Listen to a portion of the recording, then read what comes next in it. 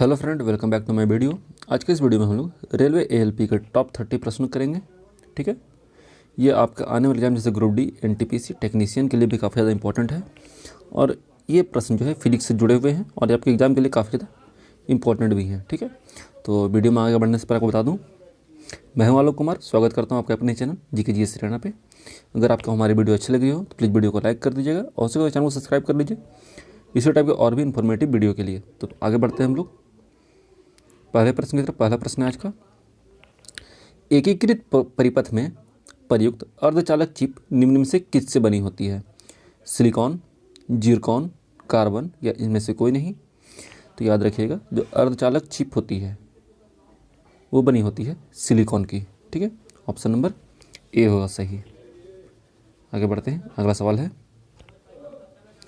प्रत्यावर्ती धारा को दिष्ट धारा में परिवर्तित करने वाली युक्ति को क्या कहते हैं? तो याद रखिएगा, जो डीसी को एसी में या एसी को डीसी में कन्वर्ट करती है, दोनों ही, वो कौन सा है? उस इंस्ट्रूमेंट का नाम क्या है? रेक्टिफायर, ट्रांसफार्मर, ट्रांसमीटर या इनमें से कोई नहीं? तो जो एसी को डीसी में कन्वर्ट करता है या डीसी को एसी में कन्वर्ट करता है, ठीक है, ये होता है रेक्टिफायर। ठीक है, ऑप्शन नंबर ए सही होगा। आगे बढ़ते हैं, अगला सवाल है,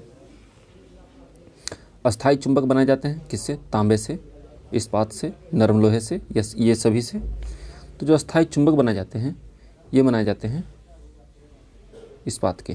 okay, not stainless steel, only इस्पात। ठीक है, स्टेनलेस स्टील नहीं बोलना हो, जंगरोधी इस्पात नहीं, सिर्फ और सिर्फ इस्पात जिसका रेलवे का पटरी बनता है। आगे बढ़ते हैं अगले सवाल की तरफ। चुंबकीय क्षेत्र का मात्रक होता है वेबर, डोमेन, गॉस या हेनरी? तो जो चुंबकीय क्षेत्र होता है इसका मात्रक होता है गॉस। ऑप्शन नंबर सी सही होगा। आगे बढ़ते हैं, अगला सवाल है, शुष्क सेल में जो ऊर्जा संग्रहित रहती है वह है उष्मीय ऊर्जा, रासायनिक ऊर्जा, विद्युत ऊर्जा या इनमें से कोई नहीं? तो जो ड्राई सेल होता है, शुष्क सेल होता है, इसमें जो ऊर्जा होती है वो रासायनिक ऊर्जा के रूप में संग्रहित रहती है। ठीक है, ऑप्शन नंबर बी सही होगा। आगे बढ़ते हैं, अगला सवाल है, बिजली के पंखे की गति बदलने के लिए प्रयुक्त साधन है स्विच, रेक्टिफायर, रेगुलेटर या अन्य? तो जो बिजली के पंखे की गति बदलने के लिए जो प्रयुक्त साधन है वो है रेगुलेटर। ऑप्शन नंबर सी सही होगा। आगे बढ़ते हैं, अगला सवाल, फैराडे का नियम किस प्रक्रिया से संबंधित है? गैस के दाब से, गैसों की अभिक्रिया से, तापमान एवं दाब से या फिर इलेक्ट्रोलाइसिस से? तो जो फैराडे का नियम है ये संबंधित है इलेक्ट्रोलाइसिस से। ठीक है, ऑप्शन नंबर डी सही होगा। आगे बढ़ते हैं, निम्न में कौन विद्युत अचुंबकीय है? कोबाल्ट, क्रोमियम, तांबा, निकिल? तो इसका सही जवाब होगा तांबा। तांबा विद्युत अचुंबकीय होता है, इसका हम लोग विद्युत चुंबक नहीं बना सकते हैं। ऑप्शन नंबर सी सही होगा। आगे बढ़ते हैं, अगला सवाल है, चुंबकीय याम्योत्तर और भौगोलिक याम्योत्तर के बीच के कोण को क्या कहते हैं?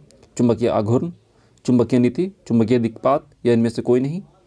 देखिए, चुंबकीय याम्योत्तर और भौगोलिक याम्योत्तर के बीच का जो कोण होता है इसको कहा जाता है चुंबकीय दिक्पात। ठीक है, ऑप्शन नंबर सी सही होगा।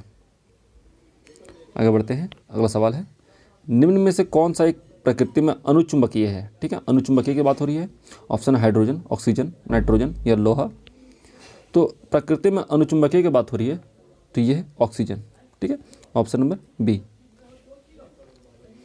आगे बढ़ते हैं, अगला सवाल है, निम्न में से कौन अचुंबकीय पदार्थ है? लोहा, निकिल, पीतल या इनमें से कोई नहीं?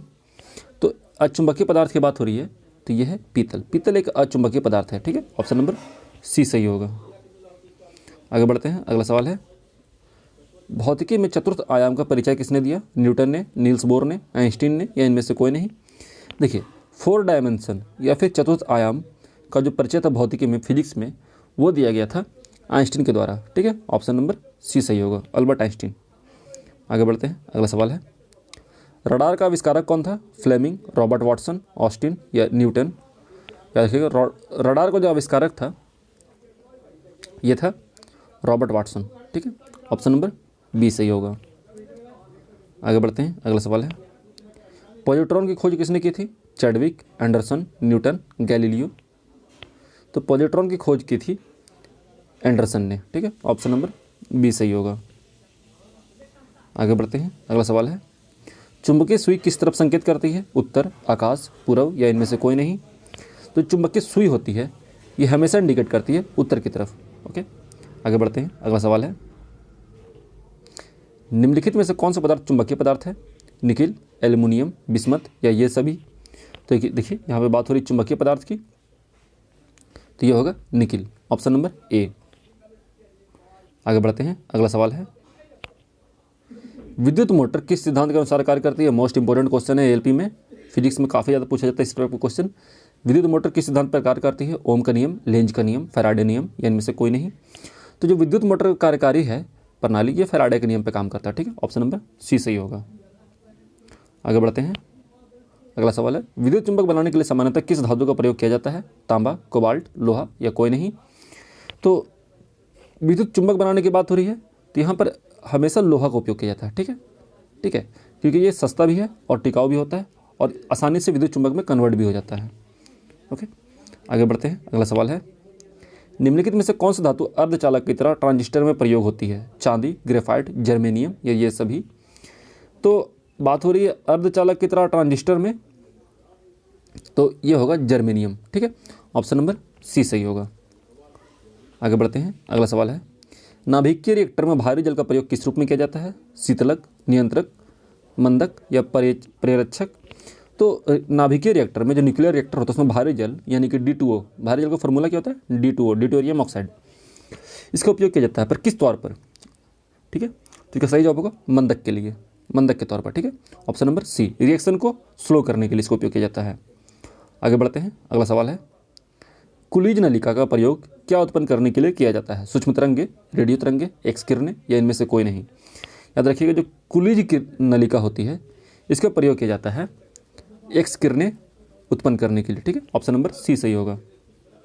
आगे बढ़ते हैं, अगला सवाल है ट्रांजिस्टर के संविचरण में किस वस्तु का प्रयोग किया जाता है? सिलिकॉन, रजत यानी चांदी, एल्युमिनियम या तांबा? तो ट्रांजिस्टर के संविचरण में उपयोग किया जाता है सिलिकॉन का। ठीक है, ऑप्शन नंबर ए सही होगा। आगे बढ़ते हैं, अगला सवाल है सिलिकॉन है क्या है? इंसुलेटर, कंडक्टर, सेमीकंडक्टर या इनमें से कोई नहीं।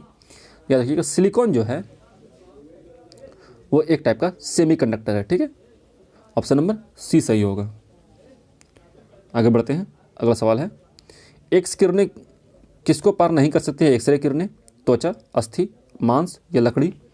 याद रखिएगा जो एक्स किरणें होती है, एक्सरेज होती हैं, ये पार नहीं कर सकती है हड्डी को, अस्थि को। ठीक है, ऑप्शन नंबर बी सही होगा। आगे बढ़ते हैं, अगला सवाल माइक्रोफोन का आविष्कारक किसे माना जाता है?